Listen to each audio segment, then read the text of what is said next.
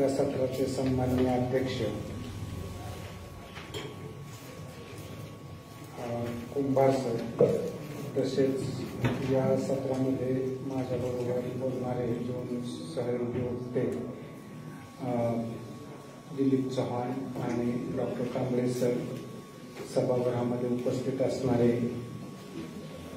Doctor Ashok Chausalkar sir, doctor Gokhale sir,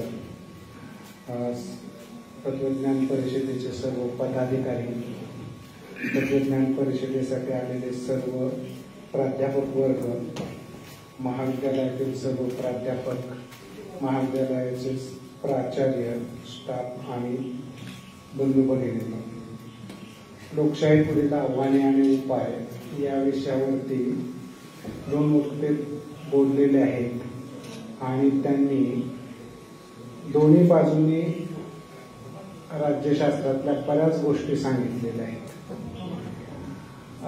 त्यातला जो शिल्लक जेवढा भाग असेल तेवढ्या पुरतच मी विवेचन करतो, म्हणजे ते 40 मिनिटात पण बसेल आणि तुम्हाला ऐकणं पण सोपं होऊन जाईल. नाहीतर रिपिटेशनमुळे बऱ्याचदा काही उपयोग होत नाही. एकूण लोकशाहीबद्दलचं आव्हानांचं विश्लेषण करताना वेगवेगळ्या पुस्तकांमध्ये साधारणपणे 3 गटांमध्ये वर्गीकरण केलेलं आहे.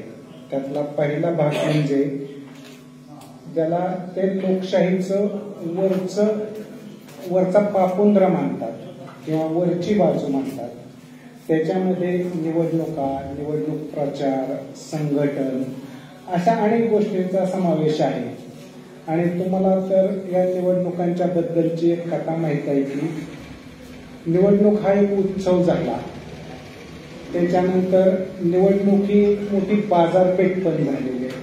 आणि तिसरं म्हणजे खुद्द सुनील खिलानींनी आर्ग्युमेंट केलेलं आहे की भारतातली प्रत्येक निवडणूक हा नवा विक्रम करत असते, म्हणजे जुना विक्रम मोडते आणि नवा कोणता तरी विक्रम करते. याच्यामुळे जवळपास प्रत्येक व्यक्तीला, म्हणजे जो राज्यशास्त्राचा असाय पाहिजे असं काही नाही, सर्वसामान्य माणसाला सुद्धा निवडणूक म्हटल्यानंतर त्याच्या अंगात एक वारं संचारतं आणि तो त्या निवडणुकीच्या ह्याच्यामध्ये काहीतरी बोलतो, काहीतरी कृती करतो, त्याचं मतदानाविषयी मत असतं आणि ते मत इतक्या थराला जातं की एक्झिट पोल म्हणजे काय ह्याचा अर्थ संपूर्णपणे विसरून जातो.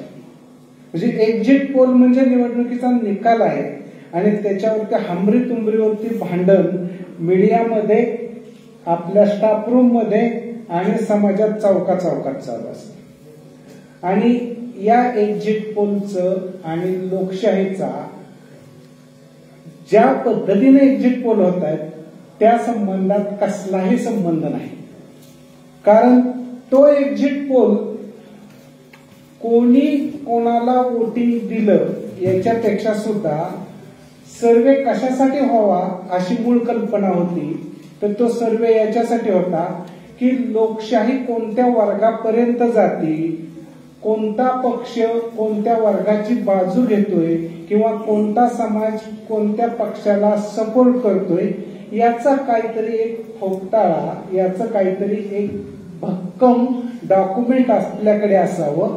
याच्यासाठी सर्वे नावाची कल्पना 1952 पासून भारतात होती. हे काय आत्ताच आहे असं काही नाही. 1952 ला पण सर्वे केला, 57 ला झालता. त्याच्यानंतर रजनी कोठारे यांनी संस्था दिल्लीला स्थापन केली आणि नंतर मोठ्या प्रमाणात झालं. पण आता जी गोष्ट होती मीडियामधून ती लोकशाही मूल्य पूर्णपणे त्या मूल्याच्या पुढे आव्हान निर्माण करणारी आहे. मग तुम्ही जर कोणी त्या निवडणुकीची विश्लेषण पाहत असाल तर तो एक बाजार पण आहे, मार्केट पण आहे. आणि आता तर ते मार्केट इतकं रूपांतरित झालेलं आहे की जसं बाजारपेठेतून 4 वस्तू खरेदी करून आणाव्यात तसा निवडणुकीनंतर 10-20 आमदार, 5-50 आमदार खरेदी करून पण आणता येतात. ही जी प्रक्रिया आहे ही एकदम वेगळ्या पद्धतीने टर्न झालेली लोकशाही मूल्याला आव्हान देणार आहे. हा एकूण निवडणुकांचा भारतातल्या पट आहे. परंतु तरीही या निवडणुकांच्या मधून भारतीय लोकशाही यशस्वी किती झाली तर त्याचं एक आकलन आहे. म्हणजे त्याच्या आकलनामध्ये सुनील खिलानींनी असेल, माधव खोसला यांचं असेल आणि योगेंद्र यादव यांनी 3 तरी टप्पे निर्णायक सांगितलेले आहेत. म्हणजे पहिला 52चा टप्पा आहे, त्याला नेहरू युग म्हणतात. आणि त्या काळात लोकशाही वाढली, तिची खोली वाढली, रुंदी वाढली, उंची वाढली, असंही योगेंद्र यादवांचं मत आहे. नंतर पुढच्या टप्पा जो त्यांनी सांगितलेला आहे की मध्ये काय व्हायचं ते झालं, पण पुढचा टप्पा त्याला त्यांनी यादव युग म्हटलेला आहे. म्हणजे बिहार आणि उत्तर प्रदेश. परंतु त्यात अजून एक गोष्ट भर घातली पाहिजे की ते यादवांच्या बरोबर ते एक बहुजन युग पण होतं. कारण मायावती आणि मायावतींच्या आधी जे महाराष्ट्रातून सुरुवात झाली सगळे DS4 पासून, तर ह्याच्यात लोकशाहीला जास्तीत जास्त सर्वसमावेशक बनवण्याची प्रक्रिया होती आणि ते उत्तर प्रदेशात सत्ताधारी वर्ग झाला. या अर्थाने तो लोकशाहीचा विकासाचा पुढचा टप्पा आहे असं योगेंद्र यादवांचं आणि विश्लेषणात्मक मत आहे. मुद्दा इथं यादव म्हणजे उत्तर प्रदेशातले, पुन्हा बहुजन म्हणजे उत्तर प्रदेशातलेच आणि तिकडं बिहारमधले यादव यांनी जी सत्ता उच्च जातीयांपुरती मर्यादित झालेली होती तिला तिच्या खाली नेलं. म्हणजे ते यादवांमध्ये नेलं म्हणजे ओबीसीमध्ये नेलं, बहुजनांमध्ये नेलं म्हणजे अनुसूचित जातींमध्ये नेलं. या अर्थाने लोकशाहीच्या पद्धतीनं विकास होऊन हा दुसरा टप्पा लोकशाहीचा विकसित झाला. त्याच्यानंतर त्यांचं मत आणि एकूण सगळ्या या गोष्टींमध्ये आहे ते म्हणजे तिसरा टप्पा सुरू झाला. तो तिसरा टप्प्याचं वर्णन वेगवेगळे लेखक वेगवेगळ्या पद्धतीने करतात. म्हणजे लोकशाही कशी पुढे गेली याचं. तर आत्ताच सांगितल्याप्रमाणे ओबीसींना जी सत्तेत सहभाग मिळाला त्याला सायलेंट रिव्होल्युशन म्हटलं जातं असं जाफर लोटचं मत चौहान यांनी कोट केलंच आहे. तसंच दुसरं एक मत महाराष्ट्रामध्ये महाराष्ट्राचे राजकारण नावाचं पुस्तक जे आलेलं आहे त्याच्यामध्ये महिलांबद्दलचे सगळे तक्ते देऊन त्या तक्त्यांच्या आधारे म्हटलेलं आहे की ही एक सायलेंट रिव्होल्युशन आहे. म्हणजे स्थानिक स्वराज्य संस्थांच्या पातळीवरची सगळ्या भारतभरातली. पण ह्या 3ही टप्प्यांच्या मधून एक आव्हान पण क्रिएट होत गेलं आणि त्या आव्हानाच्या विरोधातल्या बंडखोरी म्हणण्यापेक्षा ते आव्हान परतून लावण्यासाठी केलेला प्रयत्न आहे. त्यातलं पहिलं आव्हान कोणतं तर नेहरूंच्या मृत्यूनंतर अर्थव्यवस्था एकदम जागतिक पातळीची खुली झाली तशी ती भारतातली खुली झाली, महाराष्ट्रातली खुली झाली. शेतकऱ्यांच्या पुढे पेच प्रसंग निर्माण झाला. पण शरद जोशी यांनी शेतकरी संघटना काढली आणि शेतकऱ्यांचे प्रश्न ऐरणीवरती आणले. हे एका अर्थाने लोकशाहीला विकसित करण्याची चळवळीमधली प्रक्रिया आहे. म्हणजे तुम्ही जर शरद जोशींचं योगदान हे बघितलं तर हे पाक ऑल इंडियापर्यंत जातं. आणि जे टिकेट यांनी केलं शेतकऱ्यांची संघटना स्थापन करून तर तो 1978च्या दरम्यानचा भाग आहे. 1978 पासून त्या अतिजलद गतीनं पुढं सरकत जातो. पुन्हा त्यात प्रश्न निर्माण झाले, त्या संघटनेचे डिक्लाइन झालं, हा भाग वेगळा. परंतु त्या संघटनेने लोकशाहीला विकसित करण्यासाठी जो एक शेतकरी समूह आहे त्याचं संघटन केलं. ही एक लोकशाहीतली अत्यंत महत्वाची बाब आहे जी लोकशाही प्रगत होण्याच्या दिशा म्हणून. पुढे त्याच्यानंतर दुसरी गोष्ट घडली ती कोणती तर ज्याला सगळे लोक नक्षलवादी म्हणतात आणि जे हिंसेचा भाग आहे हा मुद्दा क्रिटिकचा आहे. परंतु असा उलटा प्रश्न त्याला विचारला तर नक्षलवादी चळवळीला, या चळवळीने तुमच्या सरकारच्या पुढे आणि एकूण भारतातील वेगवेगळ्या पक्षांच्या पुढे किंवा आपल्या पुढे कोणता मुद्दा आणला तर त्याचं उत्तर असं आहे की कोणतंही सरकार असेल तर ते शेतकऱ्यांची काही बाजू घेत नाहीत, शेतकऱ्यांना काही अर्थसंकल्पामध्ये विशेष गोष्टी करत नाहीत, याचा परिणाम म्हणून शेतकऱ्यांच्या वतीनं झालेले हे आंध्रातल्या गोष्टी होत्या. आंध्रामध्ये जे दंगे झाले आंध्र प्रदेशामध्ये, त्याच्यानंतर इतर राज्यांमध्ये पसरले, परंतु हे मोजमाप आणि हे मूल्यमापन म्हणजे त्यांची आकांक्षा काय होती तर शेतकऱ्यांपर्यंत सत्ता गेलेली नाही किंवा निर्णयाची डिसिजन प्रक्रिया घडलेली नाही. हा चळवळीचा भाग एका अर्थाने होता. आता ती चळवळीबद्दलचं आकलन, त्या चळवळीबद्दलच्या टीका टिप्पण्या ही दिशा बदललेली आहे. परंतु त्या बदलाच्या आधीचा मुद्दा हा होता की एक समूह आहे, त्या समूहापर्यंत सरकारच्या योजना पोहोचत नाहीत आणि त्या वर्गाची समस्या म्हणून त्यांनी चुकीचा मार्ग निवडला. म्हणजे त्यांनी जो हिंसेचा मार्ग निवडला, तिथल्या राजकीय पुढाऱ्यांना किडनॅप करण्याचा मार्ग निवडला, हे अँटी लोकशाही होतं. म्हणजे एकाच वेळेस दोन गोष्टी त्याच्यामध्ये सामावलेल्या होत्या. एक तत्व होतं ते म्हणजे या वर्गापर्यंत कोण जात नाही म्हणून लोकशाहीने जावं, परंतु तेव्हाच त्यांनी लोकशाहीच्या विरोधातली पण कृती करून टाकली की हिंसेचा आधार घेतला. त्याच्यामुळे लोकशाहीमध्ये ते आक्रसले आणि लोकशाही विकसित होण्यामध्ये पुन्हा अडथळा निर्माण झाला. हा दुसरा टप्पा होता. तिसरा टप्पा आला तो म्हणजे मंडलचा आणि मंदिरचा. या टप्प्यामध्ये पुन्हा तुम्हाला असं दिसतं की लोकशाही एका बाजूने विकसित होते मंडलच्या रूपाने, पण तिथंच मंडलच्या नंतर मंदिर आल्यानंतर म्हणजे जिथं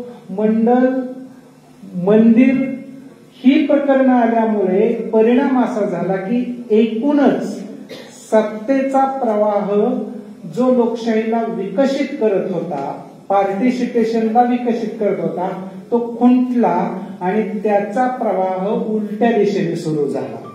हे तत्व म्हणून उलटसुलट घटना लोकशाहीच्या अंतर्गत पोटातच घडलेल्या आहेत. हा पहिला वरचा म्हणजे पहिला लोकशाहीतला स्तर आणि त्याच्यामध्ये काय झालं हे मी तुम्हाला सांगितलं. दुसरा स्तर या सर्वच लोकांनी विश्लेषण करताना सांगितलेला मूल्यांचा आहे आणि मूल्य नावाची गोष्ट पुन्हा त्यांनी दोन भागामध्ये विभागलेली आहे. त्यातलं पहिलं मूल्याचा पार्ट म्हणजे सरळ सरळ आता दोन्ही वक्ते बोलत असताना डॉक्टर बाबासाहेब आंबेडकरांचं जे सांगितलं स्वातंत्र्य, समता आणि बंधुता आणि त्यांनी त्यात सामाजिक न्याय भर घातली. परंतु अलीकडच्या काळामध्ये अक्षय कुमार राठोड यांनी आंबेडकर स्क्रॅम्बल नावाचं पुस्तक लिहिलेलं आहे. ऑक्सफर्ड युनिव्हर्सिटीमध्ये ते आहे. त्या पुस्तकामध्ये त्यांनी पाचवं एक तत्व सांगितलेलं आहे की आंबेडकरांमध्ये राष्ट्र नावाची सुद्धा एक कल्पना होती आणि नेहरूंची मूल्य ही 5 आणि आंबेडकरांची ही 5 मूल्य ह्या दोघांची तुलनात्मक विश्लेषण केलेलं आहे आणि राष्ट्र नावाची आंबेडकरांची कल्पना कोणत्या गोष्टींवरती बेतलेली होती याच्याबद्दलचं सविस्तर वर्णन आहे. म्हणजे मला सांगायचा मुद्दा की भारतामध्ये लोकशाही विकसित होणं म्हणजे स्वातंत्र्य विकसित होणं, समता विकसित होणं, न्याय विकसित होणं, बंधुता आणि राष्ट्र नावाची गोष्ट सोडून आंबेडकरांचं म्हणणं नव्हतं. म्हणजे जर कोण गाळत असेल राष्ट्र नावाची कल्पना आंबेडकरांमधली तर तो मुद्दा तितकासा बरोबर नाही. म्हणजे इथं लोकशाहीच्या बद्दलचा विचार होताना मूल्य म्हणून एका वेळेस 5 मुद्द्यांवर झालेला आहे. केवळ स्वातंत्र्याचा झाला नाही, केवळ समतेचा नाही, केवळ बंधुतेचा नाही, केवळ न्यायाचा नाही.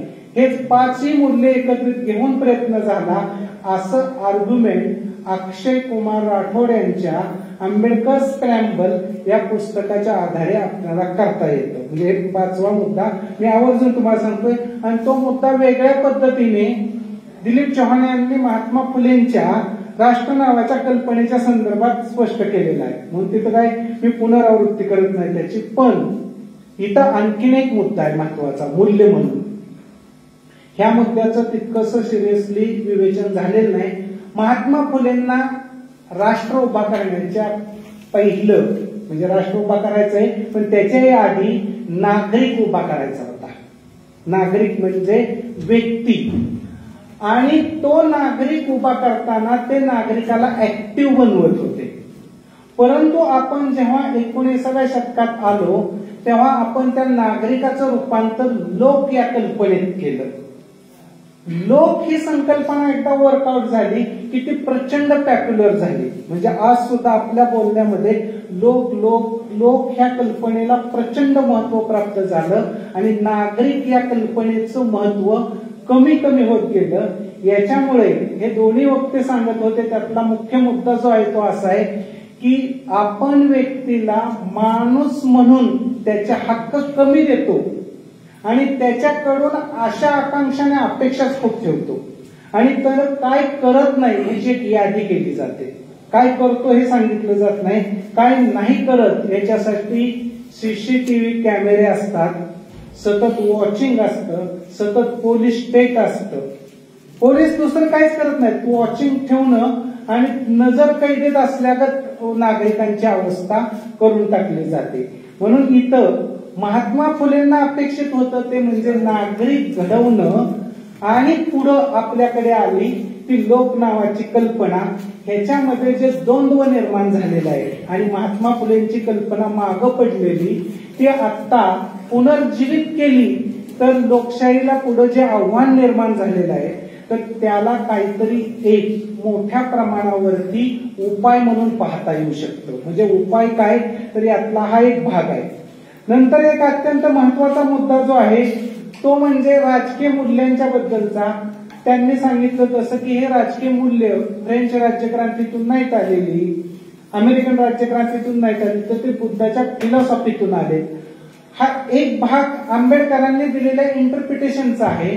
परंतु तेव्हाच आणखीन एक भाग आहे 1818 पासून ते भारतीय राज्यघटना लिहित्या वेळेपर्यंत ज्या ज्या व्यक्तींनी नागरिकांना कोणते हक्क असावेत याच्या मागण्या केल्या त्या सगळ्या सारांश रूपामध्ये भारतीय राज्यघटनेच्या 3ऱ्या भागामध्ये सगळ्या कलमांमध्ये सारांश रूपात घातलेले आहे.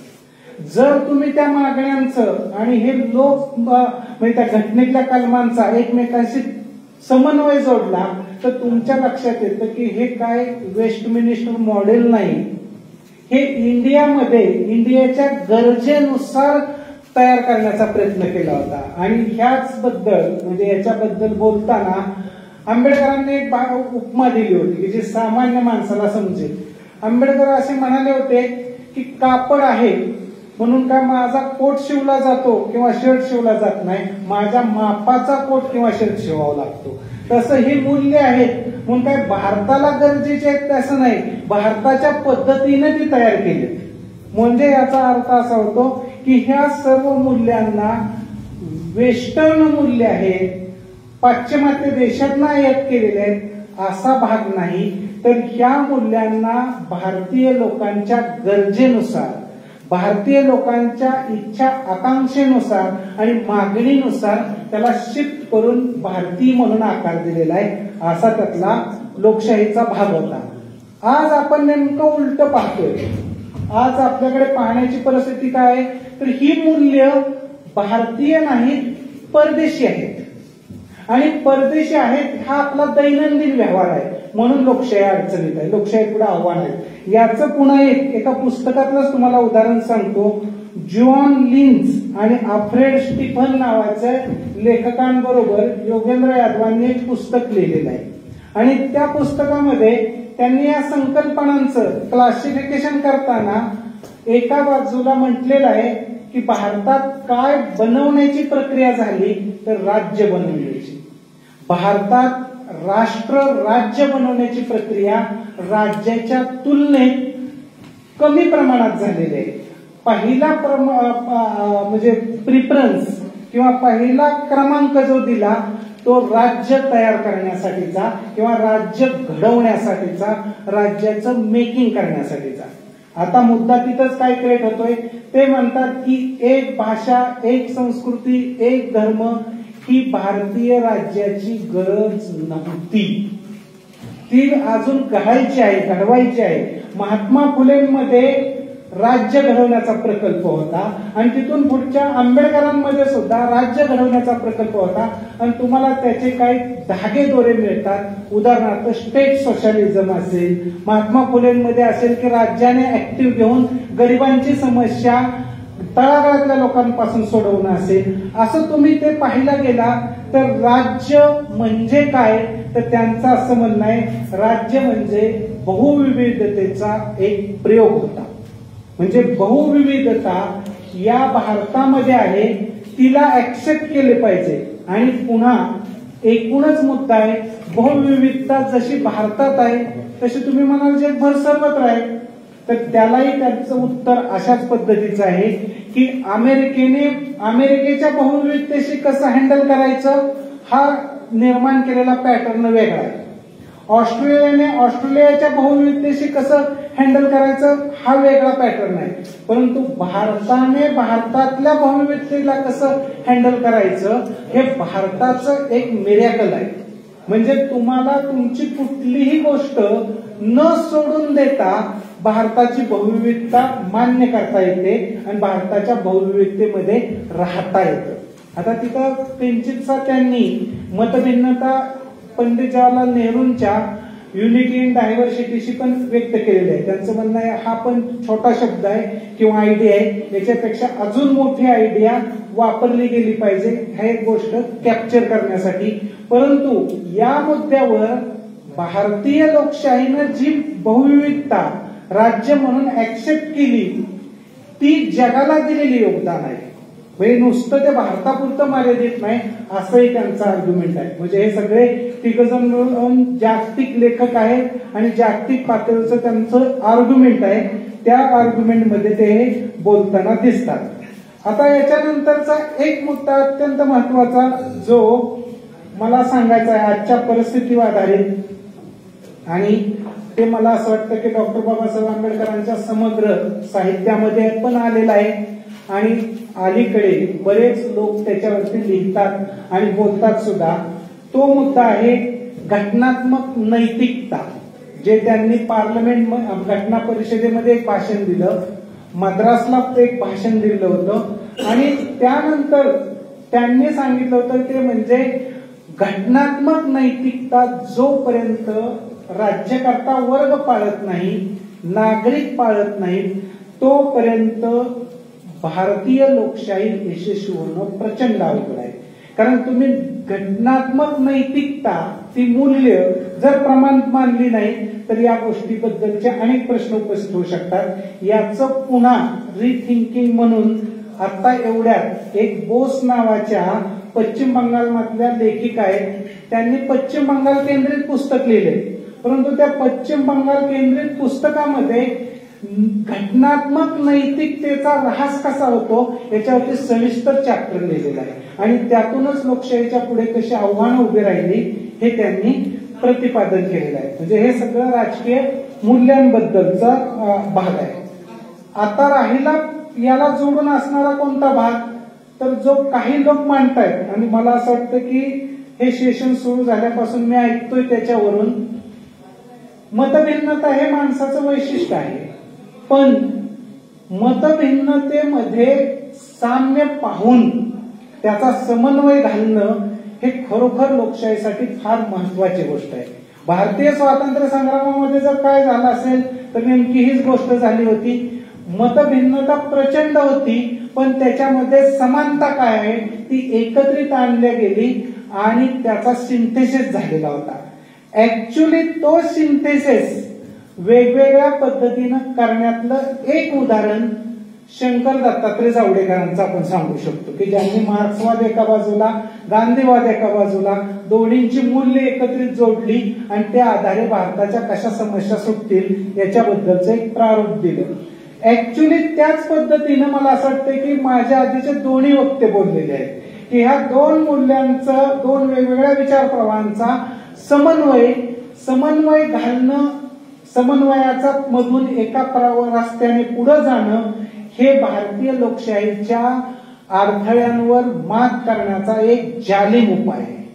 आणि हा उपाय जर का संवादामध्ये आला, चर्चेमध्ये आला, वेगवेगळ्या पद्धतीने लोक कसा विचार करू लागले तर मला असं वाटतं की जी तुम्ही म्हणत आहात की ज्या लोकांना मतं 40% पटतायत आणि ज्यांची 60% मतं वाया जात आहेत ते 60% वाले कमीत कमी 40च्या वर 41 वरती येण्याची शक्यता क्रिएट होते. आणि तुमच्यातल्या मतभिन्नता आयडियोलॉजिकली कायम ठेवल्या, मूल्यात्मक कायम ठेवल्या तर 40 विजयी होणार आहे आणि 41 बाजूला जाणार आहे. म्हणजे तुम्हाला लोकशाहीच्या वरचा उपाय काय, म्हणजे आव्हान आणि त्याला पेलवायचं असेल तर तुम्हाला दोनच मार्ग आहेत. एक आहे पुढे जाण्याचा, दुसरा आहे पाठीमागे जाण्याचा. तुम्हाला एक पाऊल पुढे जाणाऱ्याच्या बरोबर जायचंय का एक पाऊल पाठीमागे जाणाऱ्याच्या बरोबर जायचंय, हा मूल्य म्हणून विचार केला पाहिजे. आणि मूल्य म्हणून विचार करताना हाच महत्वाचा भाग आहे की सर्व मूल्यांचा एकत्रित विचार केल्यावर जी मूल्य प्रगतीच्या दिशेने नेतायत तुम्हाला ती गांधीवादी मूल्य आहेत, आंबेडकरवादी मूल्य आहेत, मार्क्स मधली काही मूल्य आहेत आणि अलीकडे जे लोक मांडतात त्या सर्वांमध्ये पण ते कमी जास्त फरकाने आहेतच. त्याचं तुम्हाला एकत्रित मॉडेल एक मांडता येऊ शकतं का, हा त्यावरचा खरा उपाय आहे. आणखीन एक मुद्दा यातला महत्वाचा कोणता आहे तर साधारणपणे टॉलरन्स आणि सोशल हार्मोनी ही भारतात लोकशाही यशस्वी होण्यासाठी नैसर्गिकरित्या उपलब्ध झालेली गोष्ट होती. आता ती गोष्ट आपण सर्वांनी सोडून दिली, त्याच्यामुळे लोकशाहीच्या पुढे आव्हान निर्माण झालेलं आहे. म्हणजे आपली भाषा आक्रमक, आपण दुसऱ्यावरती टीका करताना, म्हणजे मी जर पब्लिक इंटेलेक्च्युअल सांगायचं असेल तर किती टोकाला जाऊन टीका करायची, ह्याला एक मर्यादा असते. मूल्य म्हणून, तत्व म्हणून तुम्ही टीका करणं हा भाग वेगळा आहे आणि ते टीका सर्वांना ऍक्सेप्ट असली पाहिजे. परंतु असहिष्णु वातावरण होईल ही काही गोष्ट एका अर्थाने टॉलरन्सशी सहमत असणारी नाही. नंतर दुसरा टॉलरन्सचा भाग कोणता आहे तर टॉलरन्सचा प्रचंड महत्वाचा भाग आहे की तुम्ही युनिटी इन डायव्हर्सिटी, म्हणजे ज्याला म्हणत होता की बहुविविधतेला आम्ही एकत्रित ठेवतो, परंतु त्या बहुविविधतेमध्ये सिम्बॉल असे निर्माण झाले होते की ते सामाजिक ऐक्याचे होते, सामाजिक सलोख्याचे होते.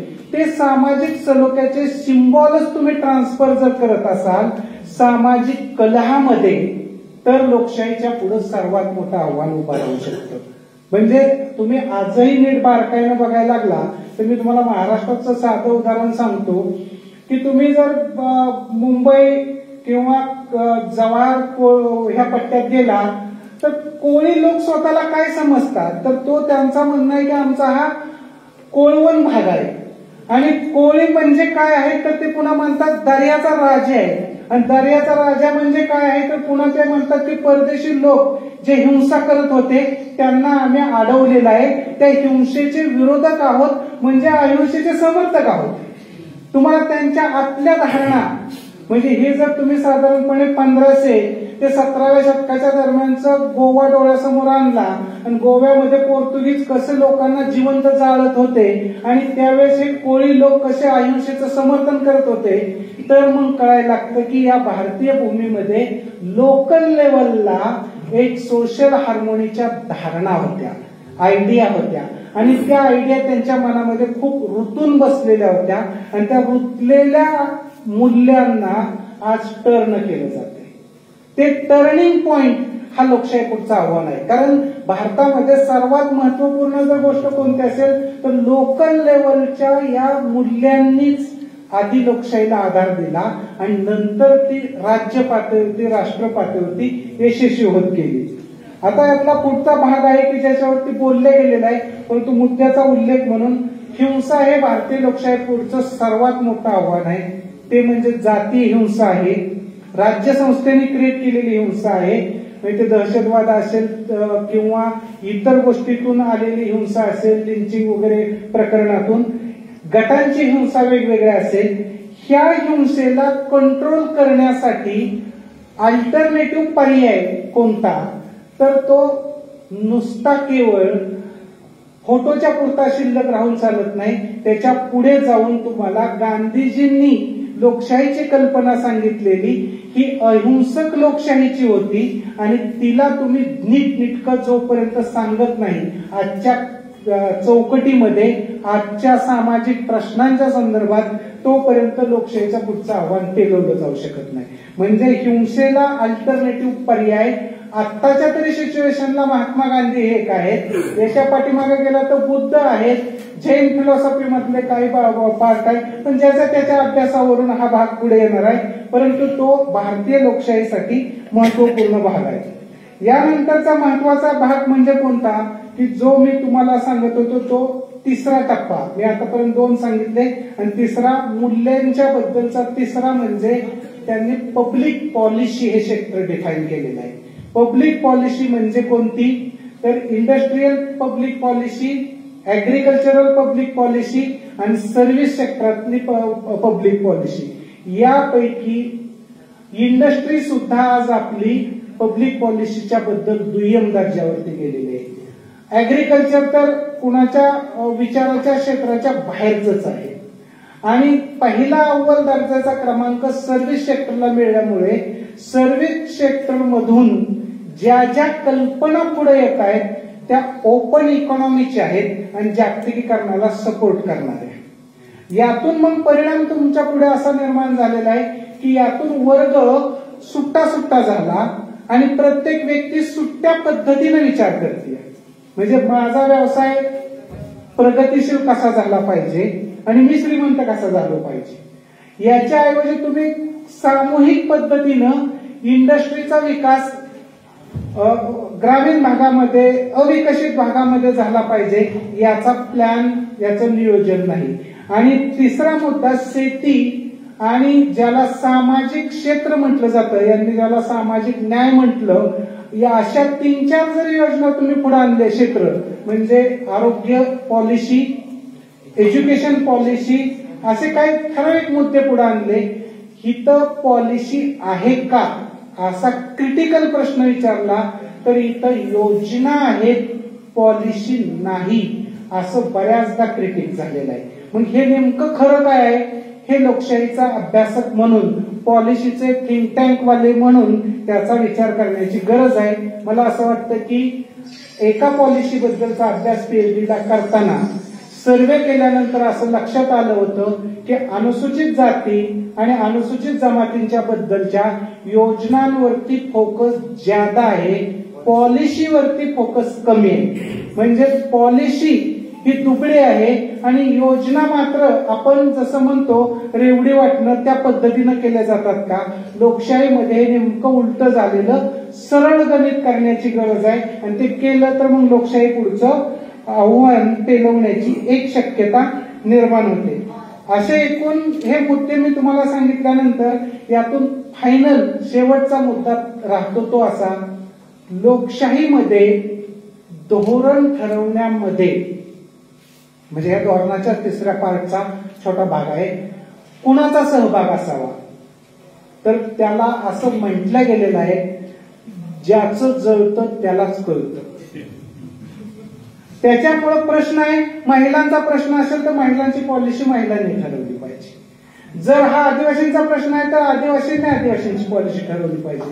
परंतु गणित उलट झालेलं आहे की पॉलिसी ठरवण्यासाठी थिंक टँक नावाचा एक वर्ग जो तुम्हाला युरोपियन युनिव्हर्सिटींनी सांगितला तो तुमच्या जवाहरलाल नेहरू युनिव्हर्सिटीमध्ये आला, नंतर राज्य युनिव्हर्सिटीमध्ये आला आणि तो सगळाच मध्यम वर्ग जाऊन राज्यकर्त्यांच्या मागं फिरतो आणि तो स्वतः पॉलिसी तयार करतो आणि ती त्याच्या फायद्याची उच्चभ्रू वर्गाची तयार होते.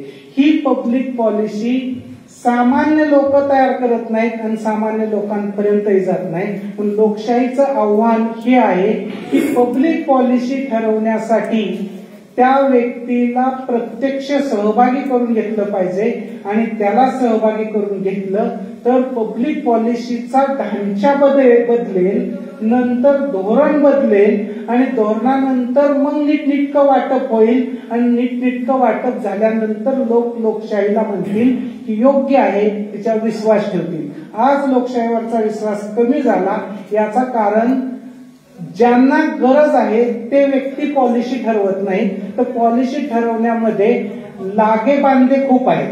म्हणजे कार्यकर्ता कोण माझ्या पार्टीचा तो तिथं पॉलिसी ठरवायला, हा मुद्दा वेगळा.